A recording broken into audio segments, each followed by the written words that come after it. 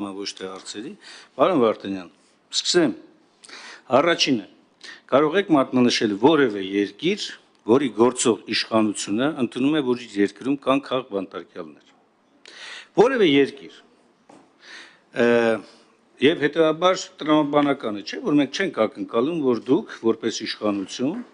Նիկոլ Փաշինյանը, որպես կառավարության ղեկավար, պետք է ընդունի, որ Հայաստանի Հանրապետությունում ներկայումս կան քաղբանտարկյալներ, այսինքն այդքան միամիտ չենք մենք, որ չէ, մտածենք դուք ընդունում եք դա, եւ ոչ էլ մտածում ենք, որ լուսային աստվածային ինչ-որ մի հատ լույս իջնի ձեր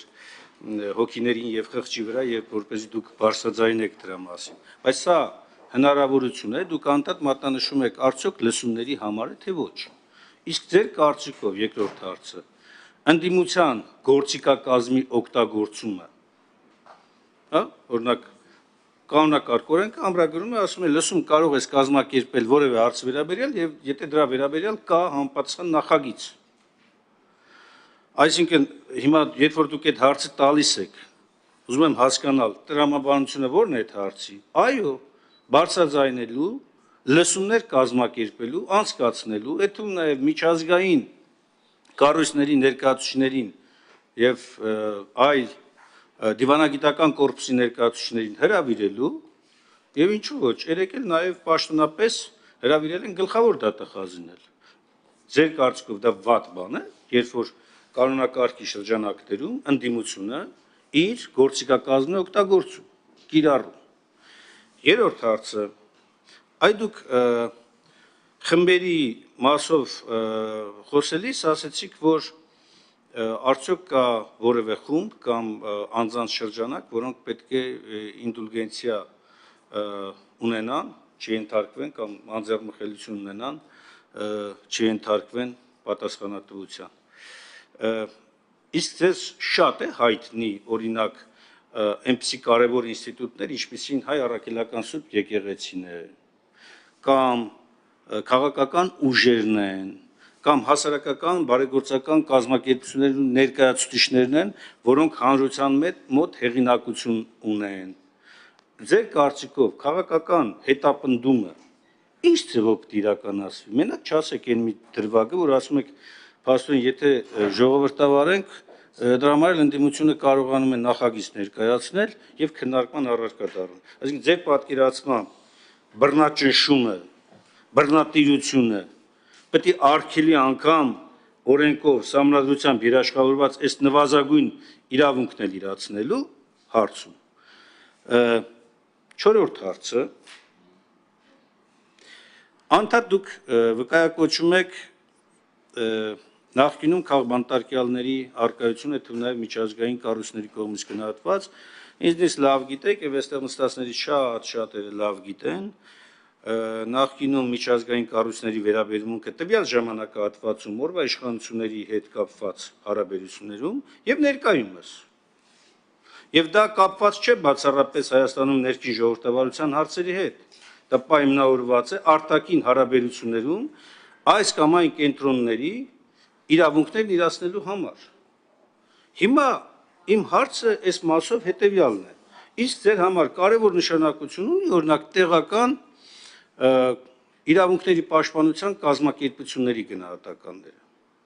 Ասենք օրինակ տեղական հասարակական կազմակերպություն կա մարդու իրավունքների պաշտպանության, որը գնահատել է, որ քաղաքական բանտարկյալներ են։ Օրինակ կարևոր է ձեր համար դա, թե չէ։ Երրորդ,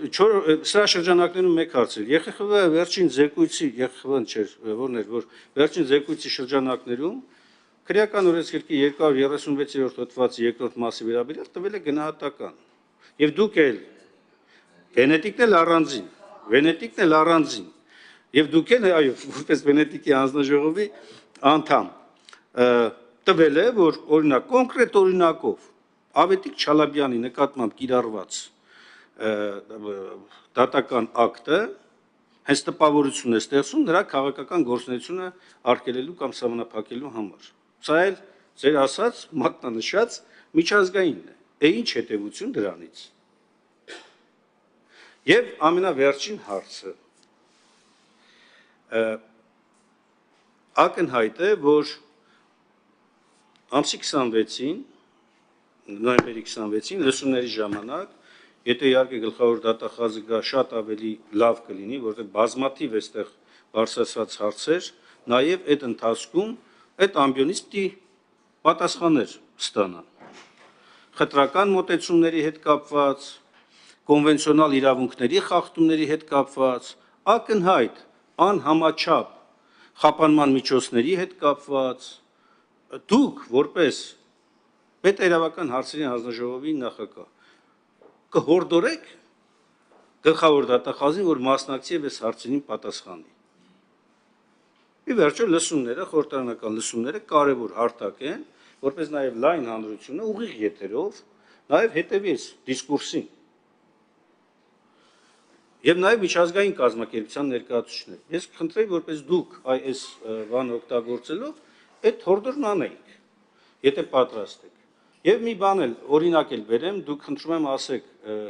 այստեղ համաչափություն տեսնում եք, թե չէ։ Բազմաթիվ անձինք, այդ նաև Վարդան Ղուկասյանը, որին անընդհատ փորձում եք բան բերել, որպես կաշառքի գործող, հա։ Քան իշխանության ներկայացուցիչ կա, համայնքի ղեկավար, որը որ կաշառքով անցնում է, կաշառքի գործով, եւ այսօր գտնվում է կալանքի տակ։ Քան իշխանության ներկայացուցիչ, համայնքի ղեկավար կա։ Խնդրում եմ ասեք, եւ այդ դեպքում դուք ասեք, կա խտրական Դիանա Գասպարյանը, որի համայնքի ղեկավար էր, որ հրաժարական տվեց, այդ հիմքով հրաժարական տրվեց։ Այսինքն դուք հիմա գլխի վրա շուռ եք տալիս, ասում եք, չէ, դրա փաստերն ուրիշ են, սան ուրիշ է, կամ ձեր կարծիքով, պարոն Վարդանյան, վերջին հարցը ասեմ, որտեղ շատ եղան հարցերը։ Այո, վերջին հարցը ասեմ։ Դուք շատ լավ գիտեք 1900 բանաձևի եւ առհասարակ միջազգային կառույցների տեսակետից հանցագործությունների ենթադրյալ այնպիսի անվանումներ, որոնք այս կառույցներին թույլ չեն տալիս մոտենալ այդպիսի հարցերին։ Արդյոք ձեր մոտ չկա ողջամիտ կասկած այն մասին, որ մեր իրավապահ մարմինները հատուկ ընտրում են հենց այդ հոդվածները, որոնք որևէ տրամաբանական կապ կարող են նույնիսկ չունենան գործողությունների հետ կամ անձանց վարքագծի հետ, բայց նրանց կպցնեն սենց եւ այդ կպցնելու շրջանակներում զերծ պահել միջազգային կառույցների ներգրավելուց։ Օրինակ նույն ահաբեկչության հոդվածը, հա, բոլորին հայտնի է, որ միջազգայինները այս հոդվածի ներքո կոպիտ եմ ասում, ներողություն, հուշտ են ելնում մոտենալ այդ գործերին։ Բայց երբ որ նայում ես գործի տակը, ընդհանրապես առնչություն չկա այդ հոդվածով նախատեսված հանցավոր գործողությունների հետ։ Արդյոք ձեր մոտ այդ տպավորություն չկա, որ հատուկ ընտրվում են այնպիսի հոդվածներ, որոնք որ նաև զերծ պահի կառույցներին կամ անկախ դիտորդներին մուտք գործելու կամ ներգրավելու այդ հարցի շրջանակներում։ Շնորհակալ եմ։ Շնորհակալություն, պարոն Մինասյան, 10 հարց ձևակերպեցիք, փորձեմ 10-ն էլ անդրադառնամ։ Տեսեք, ոչ մի պետություն չի ընդունում, որին ունի քաղաքբանտարկյալներ, միանշանակ։ Եվ դրա համար քաղաքբանտարկյալ հասկացությունը ձևավորվել է միջազգային կառույցի կողմից, որը իրենից ներկայացնում է միջպետական համագործակցության պրոդուկտ, որը գնահատական է տալիս եւ անաչառության որոշակի տոկոս ապահովելով, ասում է, դուք ունեք երկրում խնդիր քաղաքբանտարկյալների հետ, դուք քաղաքբանտարկյալների հետ խնդիր չունեք։ Հիմա պարոն Մինասյան, որևիցե մի կազմակերպություն, որը արձանագրել է, որ Հայաստանի Հանրապետությունում այսօր կան քաղաքբանտարկյալներ, միջազգային հեղինակավոր կառույց, ես չեմ տեսել։ Եթե դուք ունեք համապատասխան դրան, ներկայացրեք, որտեղ նշված է, որ այս անձին քաղաքբանտարկյալներ են, մեկ։ Հիմա իհարկե ես ոչ միայն դեմ չեմ, որ դուք օգտվեք ձեր գործիքակազմից, ես նույնիսկ ողջունում եմ, որ ընդդիմությունը օգտագործում է իր գործիքակազմը ամբողջ ծավալով եւ լսումները դրա լավագույն ապացույցն են։ Իմ հարցադրումը շատ ավելի հստակ է, այս հարցադրումը ՀԱԶԺ-ի բոլոր անդամներին է։ Արդյոք անհրաժեշտ է խմբակցությանը դնել ծանր դրության մեջ, պահանջել, որ վերջինս ունենա քննարկող նախագիծ հանձնաժողովում կամ ազգային ժողովում, որպեսզի հնարավորություն ունենա կազմակերպել լսումներ։ Թե այդուհանդերձ խմբակցությանը պարզապես պետք է տրվի նման իրավունք որոշակի ժամկետային սահմանափակման բոլոր խմբակցություններին հավասար պայմաններում, որպեսզի գիտեք լսումները հրատապարծա, բայց կարիք չկա համապատասխան նախագիծ ներկայացնելու։ Իմ խնդիրը դրա մեջ է։ Այս տեսեք 26-ին պետք է անցկացվեն լսումներ, օքեյ, առանց սրա էլ պետք է հնարավորություն ունենայիք այդ լսումները անցկացնեիք։ Սա է իմ մոտեցումը այսպեսին է։ Այո, դուք կարող եք բերել եւ օրենքի նախագիծ եւ հայտարարության նախագիծ եւ այլն, որոնք ուզում եք քննարկել լսումների ընթացքում եւ ընդունել դա հանձնաժողովում կամ ազգային ժողովում։ Բայց որպես կանոն մենք իրար տանկերս պետք է լինենք, էլի։ Այս հայտարարությունները գալիս են ոչ թե որպես վերջնանպատակ, այլ որպես առիթ իրավական հեմք լսումները կազմակերպելու համար։ Սա իմ համար մենակ այս նախագիծը չէ, ընդհանուր լսումների տեսանկյունից պրոբլեմատիկ է։ Ես կողմ եմ նրան, որպեսզի խմբակցությունները ունենան հավասար հնարավորություններ առանց չարաշահման հնարավորության կազմակերպել լսումներ իրենց նախընտրած թեմաներով, իրենց կողմից հրավիրված անձանց շրջանակների հետ, որպեսզի մենք այս հարցը կարողանանք փակենք։ Այստեղ ես մի բան պետք է ասեմ, գոնե այս հարցում մեզ չի կարող մեղադրել, որտեղ այս ձևակերպումները շատ ավելի վաղ են ընդունվել, քան մենք դարձել ենք ազգային ժողովի պատգամավորներ։ Հիմա ինդուլգենցիայի վերաբերյալ, պարոն Ներսյան, ես իհարկե գնահատում եմ եւ ինտելիգենցիայի դերակատարությունը եւ հայ առաքելական սուրբ եկեղեցու դերակատարությունը եւ կարևոր գործառույթները մեր ինքնության պահպանման գործում։ Բայց կներեք, էլի որևիցե մեկին, այդ թվում հայ առաքելական եկեղեցու սպասավորներին, չի թույլատրվում խախտել օրենքը։ Շատ ավելի անկեղծ պետք է ասեմ, նաեւ չի կարելի հոգեորական զգեստի ներքո մտնել քաղաքական գործընթացների մեջ։ Չկա։ Ոչ թե արգելվում է օրենքով, այլ չի կարելի, որովհետև պարոն Մինասյան, տեսեք, երբ որ ես տեսնում եմ օրինակ Վազգեն Գալստանյաններ, չէ՞, եթե ես տեսնում եմ սովորական, քաղաքացիական կոստյումով մարդու, Վազգեն Գալստանյանին, դա մի վերաբերմունք է։ Երբ որ մարդը գալիս է եկեղեցական զգեստով, ամենայն հարգանքով իմ մոտ այլ վերաբերմունք է դրսևորվում, ձևավորվում։ Եվ կներեք, երբ որ անձը հագնում է եկեղեցական զգեստ, ապա պետք է ծառայի հոգևոր օդին, ոչ թե ընդգրկվի քաղաքական գործընթացների մեջ, որովհետև դա որոշակի խնդիր առաջացնում։ Օրինակ ես չեմ կարող քննադատել եկեղեցու սպասավորին, բայց ես կարող եմ եւ պարտավոր եմ քննադատել քաղաքական գործին։ Եվ կներեք, այս գործընթացը քաղաքականացնել եկեղեցու առնվազն ինձանին չի սկսել, բայց ընդունում ենք, որ որևիցե եկեղեցական որևիցե անձ չի կարող ավելի վեր գտնվել, քան օրենք սպասարկել այդ կառույցները։ Հիմա ասեն շահեր են սպասարկում։ Եվ քանի որ առաջ Հայաստանը այս շահերի այս հատվածում իրան քննադատում էին, հիմա այս շահերի հատվածում իրան չեն քննադատում։ Բանաձևը մեկն է, բայց այդքան կեղտոտ ու անհասկանալի ու տարբեր քաղաքական կենտրոններ սպասարկող բանաձևը։ Ինչի՞ է բանաձևը ընդհանրապես վկայակոչը։ Որն է պատճառը։ Քաղաքասարակության գնահատականները։ Իհարկե, միանշանակ ներքին քաղաքասարակություն եւս պետք է գնահատականներ տա։ Բայց քաղաքասարակության ցանկացած ինստիտուտ աֆիլացված է միջազգային որևիցե իրավապաշտպան կառույցի հետ, որին կարող փոխանցել դատողությունները, պահանջի, որ իրավապաշտպան միջազգային կառույցը զուտ հեղինակություն հաղորդելու համար արտացոլի դիրքորոշումը համապատասխան զեկույցում։ Տենց էլ մի հատ զեկույց, տենց մի հատ հասարակական կազմակերպություն չտեսանք։ Տենց մի հատ զեկույց միջազգային չտեսանք դրա վերաբերյալ։ Վենետիկի հանձնաժողովն անդրադարձակ եւ Չալաբյանի գործին պետք է ասեմ հետեւյալը, տեսեք, Վենետիկի հանձնաժողովը հայտնել է իր դիրքորոշումը, այդ դիրքորոշումը ուղարկվել է Սահմանադրական դատարան, Սահմանադրական դատարանը որպես խորհրդատվական եզրակացություն դրա հիման վրա պետք է կայացնի որոշում։ Հիմա գլխավոր դատախազը պետք է գա եւ մասնակցի լսումներին, թե ոչ։ Կներեք, դա գլխավոր դատախազի իրավունքն է։ Միակ բանը, որ ես պետք է ասեմ, չէ, շատ անկեղծ, որտեղ վերջի լսումներին մարտի 1-ում մասնակցել է։ Եթե մարտի 1-ում մասնակցել է, իդեպ Պարոն Մինասյան, այդ մարտի 1-ով քիչ մասնակցեցիք, էլ այնց հետաքրքիր գայիք, ասեիք, օրինակ ես այդ ընթացքում քննադատել եմ նաև մարտի 1-ի այս կողմին, մասնավորապես այն մարտը, որ այդ օրը կորավ, ասեց ինչ չեն թողում եւ կորավ։ Հիմա դուք էլ գայիք, ասեիք, մենք էլ, օրինակ ես հիշում եմ դրանից հետո երջանկայի հիշատակ Վան Հովհաննիսյանի հարցազրույցը։ Գայիք ասեիք, ես եք հիշեի, դուք մի բան կասեիք, գայիք էլ ասեիք։ Հիմա գլխավոր դատախազը պետք է գա թե չէ։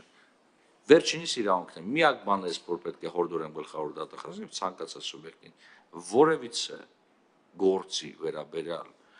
որը գտնվում է թե գլխավոր դատախազության տիրույթում, թե դատարանում, մենք չպետք է կարծիք հայտնենք խորհրդարանում, որովհետև դա կարող է որոշակի առումով կաշկանդի դատական իշխանությանը։ Ինչա։ Հա, եւ վերջի հարցը։ Արդյոք իշխանությունը ընտրում է այնպիսի հանցագործություններ, որոնք իրենց բնույթով կարող են խոչընդոտել, այսինքն փակել կամ արգելափակել միջազգային կառույցների կողմից դրանց անդրադառնալը, օրինակ կոռուպցիան, օրինակ ահաբեկչությունը, օրինակ, չգիտեմ էլ ինչ ասեմ, տրաֆիկինգը եւ այլն, կամ օտարերկրյա միջամտությունը որպես այդպեսին։ Պարոն Մինասյան, դուք իրոք անկեղծ հավատում եք, օրինակ ավտորիտար երկրները այս նույն հոդվածները չեն կիրառում, այդ նույն հոդվածներն են կիրառում, բայց շատ արագ հասնում են միջազգային կազմակերպություններին, միջազգային կառույցներին եւ նրանք ասում են Ժորժ ջան, հա, փորձ է կատարում ձևակերպել սա որպես ահաբեկություն, բայց սա ահաբեկության հետ որևիցե ընդհանրություն չունի։ Հակառակ դեպքում մենք չենք, ես չեմ ուզում ահումներ տամ հիմա,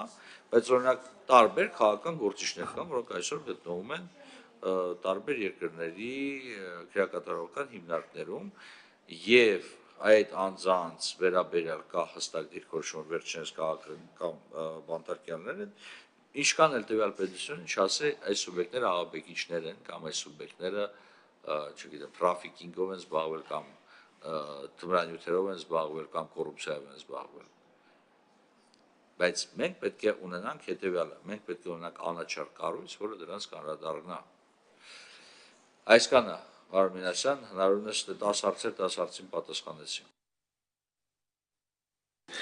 Պարոն Վարդանյան, հոգևորականը իր հագուստով չպետք է մասնակցի կամ արտահայտի քաղաքական դիրքորոշում։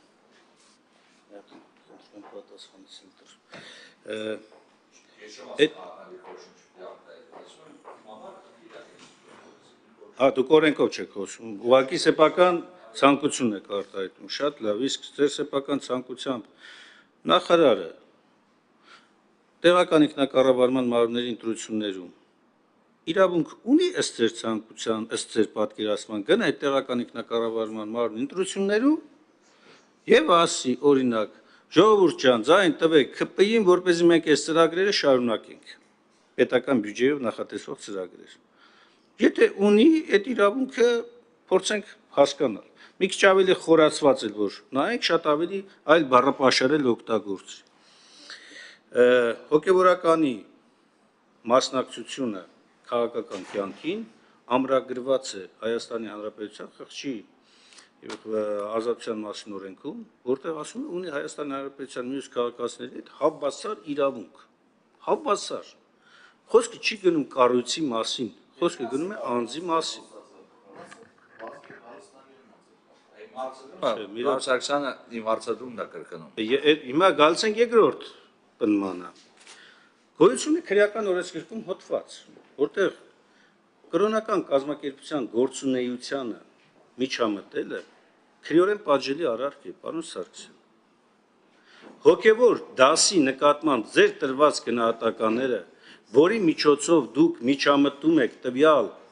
կազմակերպության գործունեությանը, քրեորեն պատժելի է։ Քրեորեն պատժելի է։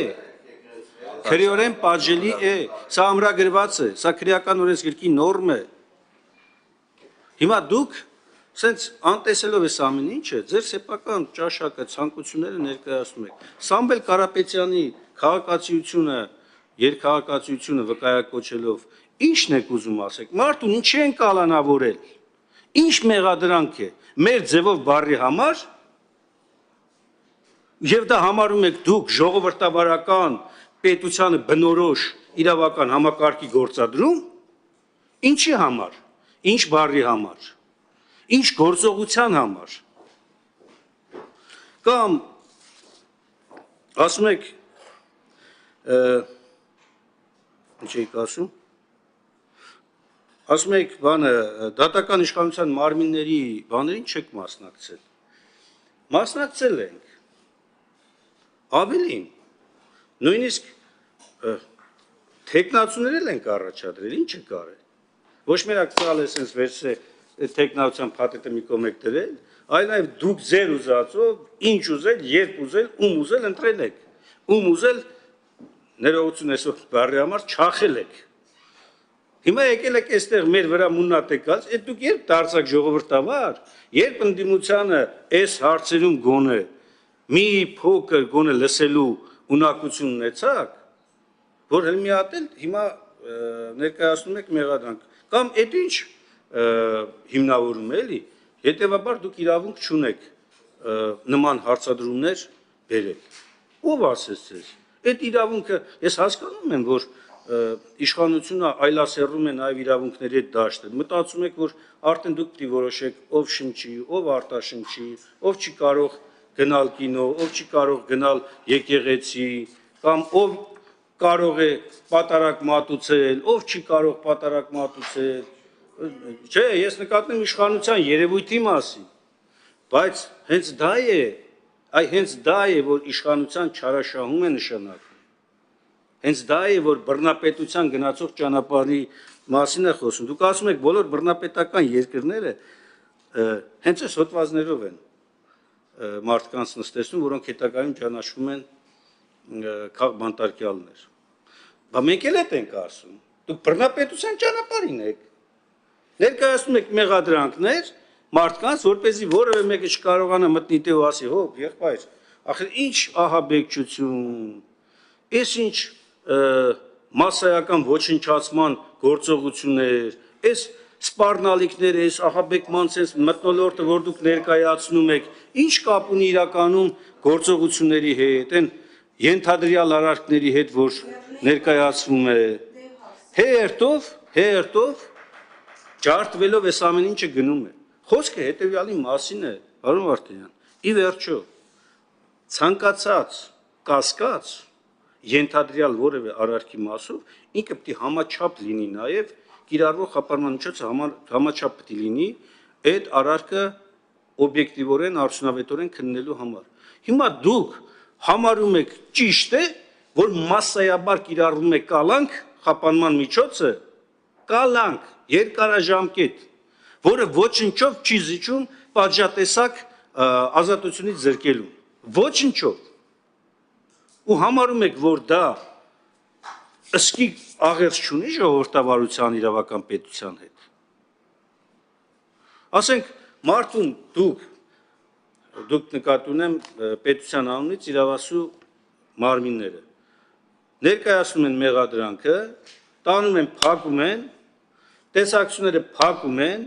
հետո աստիճանաբար սկսում են թուլացնել։ Երբ որ տեսնում են, որ արդեն լավ, ոչինչ, իր հասարակական, հանրային, իր նկատմամբ վերաբերմունքը սկսում է թուլանալ, սկսում են նաև թուլացնել ռեժիմը։ Իսկ այն անձինք, ովքեր որ չեն դադարում, շարունակաբար երկարացնում է կալանքը։ Սա կապ ունի քաղաքական հետապնդման հետ, թե չէ։ Սա կապ ունի առհասարակ մարդու հասարակական, քաղաքական գործունեության հետ, թե ոչ։ Օբյեկտիվորեն փորձեք նայել, մի նայեք իշխանական ակնոցներով, նայեք օբյեկտիվորեն, որպես Վենետիկի հանձնաժողովի անդամ։ Ահա, էլի դուք եք առել, բայց հիմա իշխանական է, հիմա ինչ կարգավիճակից բխելցնելով։ Ինչու չեք, ինչ արել, ինչու չեք մասնակցել մարտի 1-ի հարցով քննարկմանը։ Պարոն Վարդանյան, մի վարքյան, ով է հրավիրել մարտի 1-ի հարցօրքինը։ Դուք սխալվում եք։ Հրավիրել է մի падգամավոր ձեր ֆրակցիայից։ Ընդ չկա, հանձնաժողովը մեզ հարց չի քննարկվել։ Մի падգամավոր է հրավիրել, որը, երբ որ դուք մասնակցում եք, ես ձեզ ելույթը լսել եմ, ձեր խոսքը լսել եմ,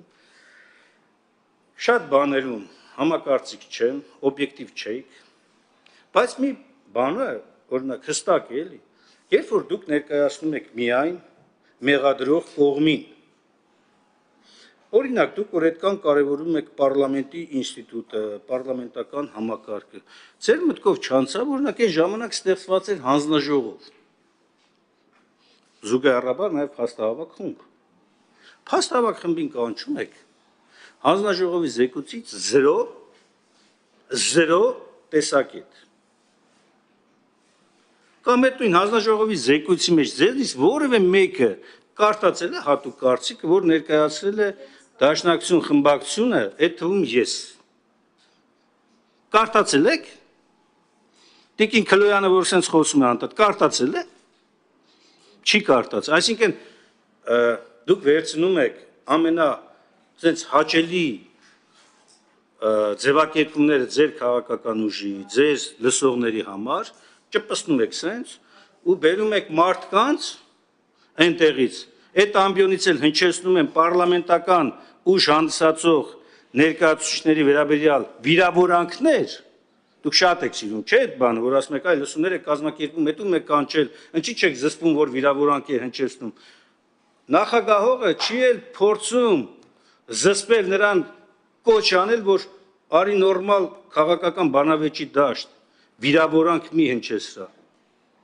Կամ ով դարձաք դուք այնտեղի ելույթ ունեցողների այն մասան, որը ամբողջ մի քաղաքական ուժի, ասում են, պիտի դեն նետել, թե ինչ-որ սենց ապուշ ձևակերպներ, եւ դուք համարում եք, որ այդ բանը, այդ լսումներ կոչվածը, այդ քննարկումներ կոչվածը նորմալ քննարկումներ էր գնում, օբյեկտիվ քննարկումներ էր գնում, բերից վարդ նաեւ սուտ եւ ոչ ճշմարիտ տեղեկատվություն ներկայացնել է նաև մի էդի որոշման վերաբերյալ։ Այո, այնտեղ մահվան հանգամանքների մասին արձանագրված է եւ գրված է, որ մահվան հանգամանքների մասով պատշաճ քննություն չի իրականացվել։ Ավելին, եւ Հայաստանի Հանրապետությունը չի համագործակցել մի էդի հետ, չի ներկայացել հիմնավորումներ, պարզը չէ՞ ինչի։ Նիկոլ Փաշինյանի կառավարությունը ինքն իր դեմ չէր ներկայացնի փաստեր։ Հիմա բերել եք չունենալով պատասխանող կողմ մի էդում, բերել եք այդ վճիրը, դեմ եք տալիս, ասում եք, դե եկեք պատասխանող կողմ։ Պատասխանող կողմը Հայաստանի Հանրապետությունն այնտեղ է, որը պիտի ներկայացնել հիմնավորումներ, չի ներկայացրել։ Եվ դա ձեր իշխանության ժամանակ չի ներկայացրել։ Որտեւ այդ գործը սկսել է քննության առարկա դառնալ 18-ից հետո։ Արձանագրել է, որ կեղծվել է Տիկին Քլոյան, դուք մի հատ, Տիկին Քլոյան, մի հատ վերցրեք, կարտացեք այդ ժամանակահատվածի հատուկ կարծիքն է, դուք էդ էլ չեք արել, քմծիծաղ կարակ տակ, որովհետև դուք սովոր եք, մենակ մերկապարանոց մեղադրանքներ հնչեցնել։ Պարոն Սարգսյան, Տիկին Քլոյան, պարոն Մինասյան։ Եվ ավարտելով արձագանքը, պարոն Վարդանյան, նորից եմ կրկնում, մենք այդքան միամիտ չենք, որ մտածենք սենց աստվածային լուսավորություն կգա ձեր իշխանության հոգու վրա եւ դուք կընդունեք ձեր մեղքերը։ Ամենևին ոչ։ Սա այո, հնարավորություն է, առիթ է, օրենքով նախատեսված կարգով, օրենքով ամրագրված իրավունքի շրջանակներում, որպեսզի նաեւ ազգային ժողովի դալիճում պարլամենտական ուժը հանրային քննարկում կազմակերպի, ինչու ոչ նաեւ պետական ինստիտուտների ներգրավում իրականացի, որպեսզի պարլամենտական երկրում, պարլամենտում տեղ ունենա քննարկումը, ոչ թե փողոցում։ Եվ սա դուք պետք է ավելին բարձր ավելի գնահատեք։ Չեք գնահատում, դուք այլ բան եք անում, դուք փորձում եք նսեմ ասել, ես վերցեցի նայեցի Միչայլոց, ձեր կառավարման ժամանակահատվածում այս շրջանում մի քանի հայտարարության նախագիծ, ընես չի որ փայլում է ձեր հայտարարության նախագծերի հիմնավորումները։ Մեկը 7 նախադասություն է, մեկը 4 նախադասություն, մեկը հա, մեկիչ երկար է, մոտավորապես 13 նախադասություն է, բայց դուք վերել եք ասում եք հիմնավորումն եկան պարզ ու հստակ է գրված։ Երկրում ստեղծված ժողովրդավարական վիրավական հետընթացի արտացոլումն է սա։ Շատ պարզ բանաձև է տված։ Իդեպ պարզ է, որ իհարկե Տիկին Վարդանյանը երևի վերջում կասի, մենք չենք էլ ակնկալում այսօր քվեարկություն, որտեղ ինչպես նշեցի, ամսի 26-ին ունենք լսումներ եւ լսումների հիման վրա նաեւ նախագծի խմբագրում, եթե առաջարկություններ ներկայացնեք ձևակերպների մասով, մեծ ուրախությամբ ձեր առաջարկություններն քննարկման առարկա կդարձնենք եւ հնարավոր է որ վերանայվի այս նախագիծը։ Պարոն Մինասյան, ես քարտուղարությունից պարզապես տեղեկանում ենք ինչ մեխանիզմով կարող ենք այսօր չքվեարկենք առաջարկի հիման վրա, հա։ Դրամաշակման հիմքով շատ բարի։ Պարոն Մինասյան, չենք քվեարկելու, եթե չենք քվեարկելու արեք առաջարկում շատ կարճ ամփոփում, ես երկու բան պիտի ասեմ, էլի չեմ կարող չասեմ։ Մեկը խոսալու եք։ Այ ես չեմ ասում եմ Կիպրոսի քաղաքացի լինելը վատ է, բայց այսքան բան ասեցի։ Ես ասում եմ, արեք իրար չխաբենք իրար։ Որովհետև եթե ասում ենք հայ բարերարը Հայաստանի Հանրապետության դեմ չի կարա դիմի միջազգային դատարան։ Այո, սա իմ մոտեցումն է։ Կներեք, սա իմ մոտեցումն է։ Փաշինյանը որ դատարան Այս սա իմ մոտեցումն է։ Հայ բարերարը։ Պարոն Վարդանյան, Նիկոլ Փաշինյանը մարտի 1-ի գործով մի է որ դիմել է յուրաքանչյուրս դիմում ենք, յուրաքանչյուրս